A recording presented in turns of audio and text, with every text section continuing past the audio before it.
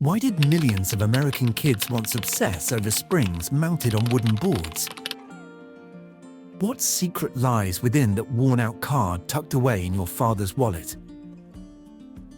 These peculiar objects were the very birthplace of Silicon Valley, the place that transformed lifeless components into the world, changing power you now hold in your hands. Do you remember the scent of soldering lead while working with your dad, or that time you pedaled through the rain just to have the shop owner help fix your remote-controlled car? Radio Shack was never just a store, it was America's soul laboratory. But why did an empire that once taught the world how to build the future suddenly flicker out? Let's travel back in time to find the answer. What truly happened to Radio Shack? Chapter 1. The Wall of Gods. The component wall. There is a corner in every Radio Shack store that you never forget. It wasn't the checkout counter, nor the shiny new gadgets displayed near the entrance. It was at the very back, where the lights were just a bit dimmer, where tiny plastic drawers were stacked high like a secret wall. Red and white plastic bags dangled from the hooks. Inside were things that seemed meaningless to the uninitiated: a 470 ohm resistor, a capacitor no bigger than your fingertip, a few silent transistors. You didn't walk in there to buy electronics. You walked in there with a mission. Maybe it was to fix your grandfather's old radio. Maybe it was to bring a dead device back to life. And suddenly, the room didn't feel like a store anymore. It felt like a treasure trove. Why did a place full of tiny plastic drawers make us feel like we were standing in the presence of something important? Perhaps because, for the first time, you were no longer just a consumer. You were the one who understood how things worked. In that corner, you didn't buy a finished product. You bought the pieces of possibility, and when you held them in your hand, there was a strange sensation, as if the world were no longer a black box. It was a system, and if you were patient enough, you could crack it open, fix it, and even master it. And then, there was always that person behind the counter. He didn't wear a suit. He didn't read from a sales script. He was usually a middle-aged man, perhaps a bit quiet, but his eyes would light up the moment you handed him a scorched circuit board. You didn't have to explain much. He'd take a look, think for a few seconds, turn around, pull open a small drawer, and place exactly what you needed into your palm, like a very ordinary kind of magic. Today, you can walk into a massive electronics superstore where everything is bright and modern. But how many people there can look at a transistor and tell you the difference between NPN and PNP without looking it up? Radio Shack didn't just sell components. It preserved knowledge, and more importantly, it handed that knowledge back to you. Then came December. There was something almost sacred for many families, the thick catalog that arrived in the mail. The pages felt slightly rough, the scent of the ink was unmistakable, and every page you flipped opened up a new dream. You could sit for hours, circling items, imagining a robot kit, a build-your-own radio, or something you didn't quite understand yet, but you knew you wanted to touch it. In those days, joy didn't come from instant gratification. It came from the waiting, from the imagining, from the belief that one day you could build something of your very own. Were we happier when we moved at that slower pace? Or perhaps what we truly miss isn't the stuff. It's the feeling that we could understand and with our own two hands build the world around us. Chapter 2. The Science Fair, Kits and the Screech of the Future. There is a moment that so many American children once experienced, a small moment perhaps, but one powerful enough to change how they saw the world forever. It didn't come from a glowing screen. It didn't come from an app downloaded in seconds. It came from a wooden board, a few stray wires, and tiny metal springs, the Science Fair 150-in-1 kit. At first glance, it looked like a toy. But the moment you opened that box, you realized this was no toy. This was a laboratory. You took those thin wires and clipped them into the springs according to the printed diagrams. Everything looked a bit messy, a bit confusing. Maybe you weren't entirely sure what you were doing. Then you snapped in the battery, and suddenly, beep. A sound rang out. a pulse of life.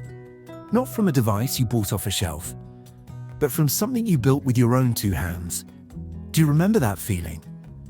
The moment your heart beat just a little faster when you realized that this pile of lifeless wires had just become responsive. Something alive in its own way. That was the first time many of us understood a simple yet profound truth. The world is not magic. It is governed by laws. And if you learn those laws, you can create magic of your own. RadioShack didn't just sell kits. They handed you a very specific kind of power, the right to understand. Then, there were the families who brought the future right onto their kitchen tables. It didn't come in the form of a thin, sleek, shiny machine like we have today. It was a clunky, heavy block of plastic. The TRS-80. It wasn't pretty. It wasn't fast. It wasn't user-friendly. The screen displayed nothing but glowing green text. The keyboard clattered. And every time you saved data, the cassette recorder emitted a long, high-pitched screech, almost haunting.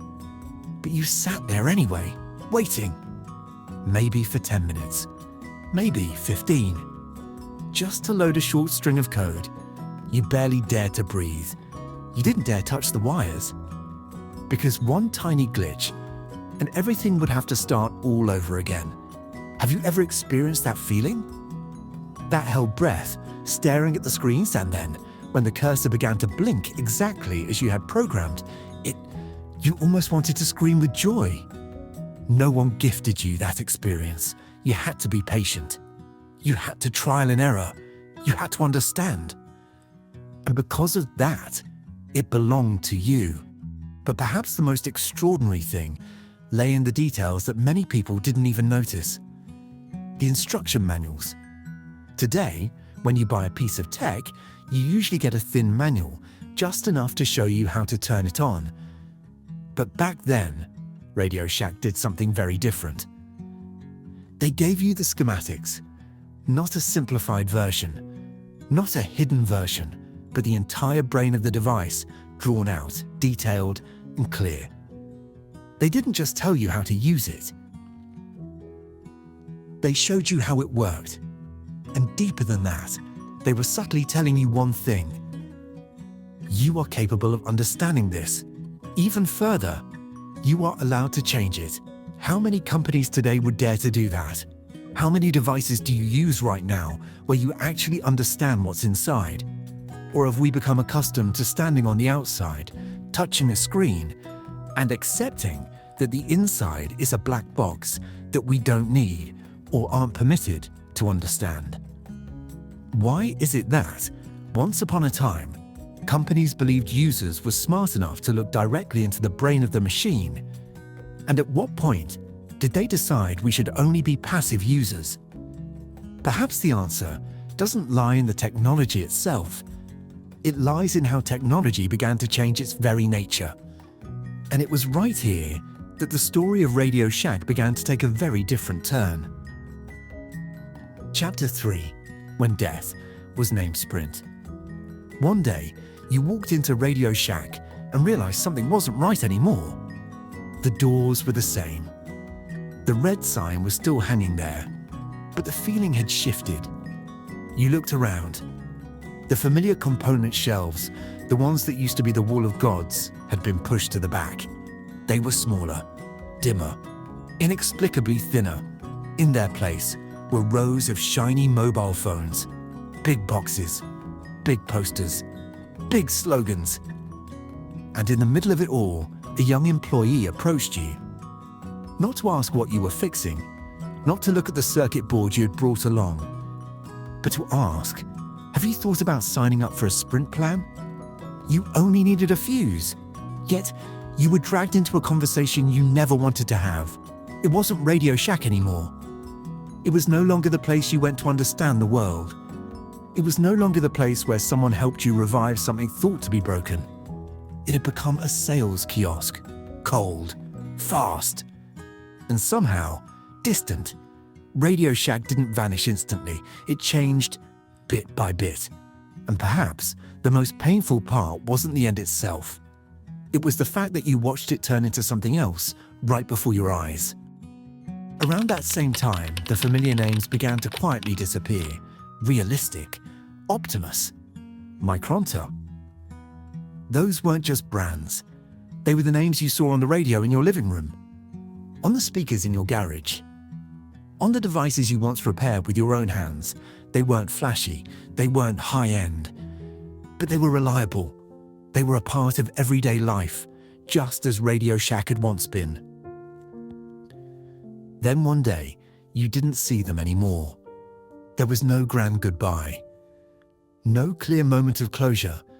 They just faded away. Why does it ache to see an old sign being taken down?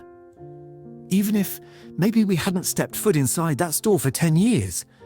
Perhaps because we aren't really mourning the store. We are mourning the person we used to be back when we still walked through those doors. And then, years later, RadioShack is no longer on that familiar corner, but it still exists in a very different way. In cardboard boxes in the basement, in a corner of the garage, in drawers you haven't opened in a lifetime. You pull a box out, a thin cloud of dust rises. Inside are old wires, a science fair kit, a radio that stopped working long ago. You crack it open, tiny screws, familiar circuit boards. And then you see it, an orange capacitor with a tiny RadioShack logo printed on the side. A very small detail, but enough to pull an entire era back into view. Do you smile? Or do you feel a little sting? Because that isn't just a component. It's a trace of a time when technology wasn't something you just used, but it was something you could touch, understand, and make your own. RadioShack was never just a parts store. It was a place that quietly taught millions of Americans a rare and vital lesson. You don't have to fear technology. You can crack it open, you can understand it, and if need be, you can fix it with your own two hands.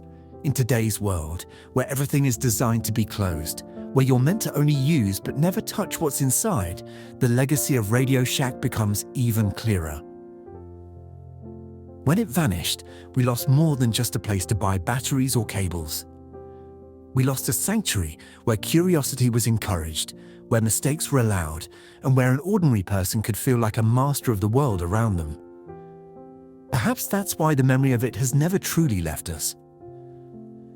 Tonight, try opening an old box in your garage.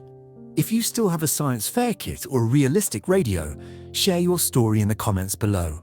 These memories deserve to be reconnected.